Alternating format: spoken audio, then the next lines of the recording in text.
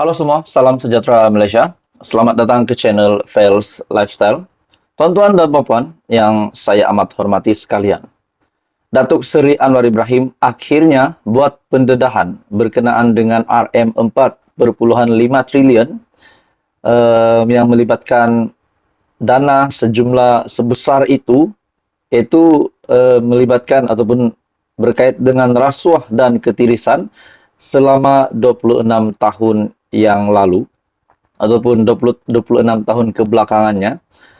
Datuk Seri Anwar Ibrahim akhirnya telah membuat pendedahan berkaitan dengan dana RM4.5 triliun ini yang lesap.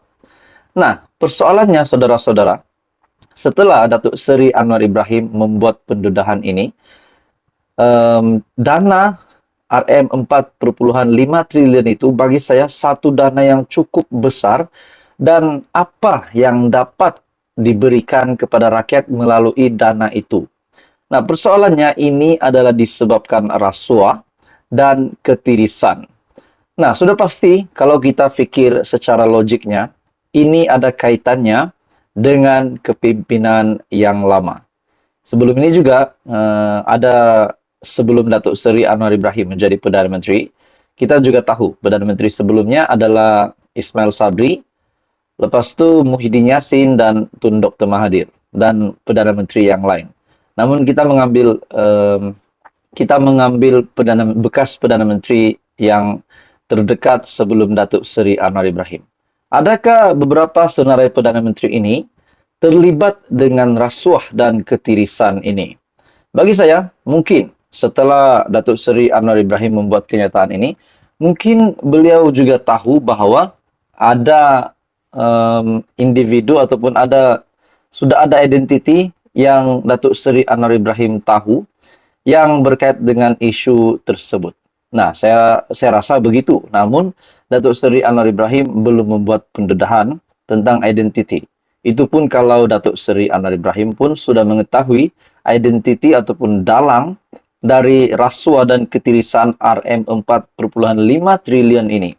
Pada akhirnya, saudara-saudara, keputusan terkini, di mana dalam satu artikel mengesahkan keputusan siasat Malaysia rugi RM4.5 triliun langkah tepat. Keputusan kerajaan mengarahkan siasatan berhubung laporan Malaysia mengalami kerugian besar akibat rasuah dan ketirisan adalah langkah tepat berikutan. Setiap RM1 yang dibelanjakan mesti mempunyai hasil dan impak diinginkan kepada rakyat. Presiden dan Ketua Pegawai Eksekutif EMIR Research, Datuk Dr. Rais Husin Muhammad Arif berkata, langkah-langkah pencegahan juga perlu diambil untuk memastikan ketelusan secara radikal dalam semua urusan kerajaan. Keputusan yang sangat baik oleh Perdana Menteri Datuk Seri Anwar Ibrahim untuk mengarahkan siasatan kerugian yang besar dialami negara akibat rasuah dan ketirisan. Antara langkah pencegahan diambil untuk memastikan ketelusan dalam semua urusan kerajaan, seperti hanya mengamalkan sistem tender terbuka, tiada lagi rundingan terus atau tender terhad selain monopoli dalam perniagaan sepatutnya dihapuskan. Oleh itu, model input, output, outcome atau hasil impak mesti dipraktikkan dalam semua peringkat perolehan daripada perancangan bajet sehingga pelaksanaan bajet, katanya. Sebelum ini juga, Perdana Menteri Datuk Seri Anwar Ibrahim menyatakan pihaknya mengarahkan agar siasatan dijalankan berhubung laporan Malaysia mengalami kerugian mencecah RM4.5 triliun dalam tempoh 26 tahun akibat rasuah dan ketirisan. Nah, sebelum ini juga Datuk Seri Anwar Ibrahim ditanya apa kehebatan kerajaan perpaduan. Datuk Seri Anwar Ibrahim mengaku membuat pendedahan kehebatan kerajaan perpaduan barisan kepimpinan hari ini dari kerajaan adalah tidak menyeleweng dana. Nah, jadi saudara-saudara, kita mendengar pula pendedahan bahawa RM4.5 triliun terlibat isu rasuah dan ketirisan 26 tahun selama 26 tahun ke belakang. Jadi ini mungkin mendedakan ataupun berkait dengan pemimpin selama 26 tahun sebelum Datuk Seri Anwar Ibrahim. Jadi apa komen Anda tuan-tuan dan puan-puan? Terus kamu sama di dalam channel ini untuk info yang selanjutnya. Jangan lupa tekan butang like, share, dan subscribe. Info padu, info hangat disediakan di dalam channel ini. Halo semua, salam sejahtera Malaysia. Selamat datang ke channel Fels Lifestyle. Tuan-tuan dan puan-puan semua, saudara-saudara sekalian yang saya amat hormati, setelah Datuk Seri Anwar Ibrahim membuat pendedahan tentang RM4,5 triliun yang lesap di dalam tempoh 26 tahun, dikarenakan oleh rasuah dan ketirisan. Dan ini sudah pasti mengaitkan juga dengan kerajaan sebelum ini. Nah, saudara-saudara, sebelum ini juga, setelah kita digemparkan dengan kenyataan dari Perdana Menteri berkaitan dengan RM4,5 triliun, sebelumnya juga kita dikejutkan dengan kononnya ada gerakan untuk menumbangkan Perdana Menteri, dan Datuk Seri Anwar Ibrahim sendiri membuat pengakuan bahkan mencabar mana-mana pihak untuk mengusulkan perkara itu, membuktikan bahawa mereka memang mempunyai kerusi yang cukup untuk membentuk kerajaan baru. Nah, setelah perkara ini sedikit reda, tiba-tiba pula dua pemimpin dari Perikatan Nasional, yaitu Ketua Pembangkang sendiri, Hamzah Zainuddin, dan Menteri Besar Kedah, tiba-tiba sekali lagi membuat kenyataan yang sama. Dan bagi saya ini pasti satu lagi kejutan besar kepada Istana Negara. Kenapa saya cakap Istana Negara?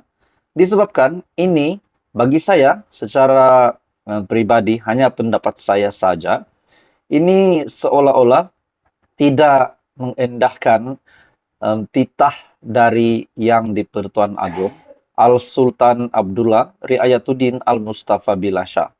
Setelah Muhammad Sanusi, Menteri Besar Kedah, membuat satu lagi kenyataan. Tukar kerajaan tak mustahil boleh dilakukan. Bahkan beliau juga mengaku, bagaimanapun beliau yang juga Ketua Pengarah Pilihan Raya Perikatan Nasional berkata, tidak mengetahui sebarang rancangan yang dilakukan. Namun beliau membuat pengakuan, saya tak boleh mengesahkan atau menafikan, tetapi saya gembira sekiranya ia betul berlaku. Malah saya harap itu berlaku menurut Sanusi. Nah, untuk Hamzah Zainuddin juga. Hamzah Zainuddin pula membuat pengakuan yang mengejutkan ramai, di mana beliau berkata, PN mampu urus negara dengan lebih baik. Nah, persoalannya saudara-saudara, adakah fokus dari pembangkang, fokus dari pemimpin PN hari ini bukan untuk semak dan imbang, tetapi fokus mereka adalah untuk menggulingkan kerajaan. Saudara-saudara, tuan-tuan dan puan-puan semua, kita juga dapat melihat pembawaan yang sama dari Dr. Mahathir, dari Hadi Awang, dan Muhyiddin Yassin, saya rasa. Pembawaan yang sama yaitu ingin menggulingkan kerajaan. Patutnya bagi saya sebagai pembangkang adalah untuk fokus kepada semak dan imbang, supaya kestabilan politik dan banyak perkara yang dapat dijaga. Namun kalau fokus dari pembangkang adalah untuk menggulingkan kerajaan hari ini, sudah pasti ini bukan kestabilan politik yang dimahukan oleh rakyat. Jadi saudara-saudara, tuan-tuan dan puan-puan semua, ini pasti menggemparkan seluruh Malaysia, seluruh ahli parlimen dalam kerajaan.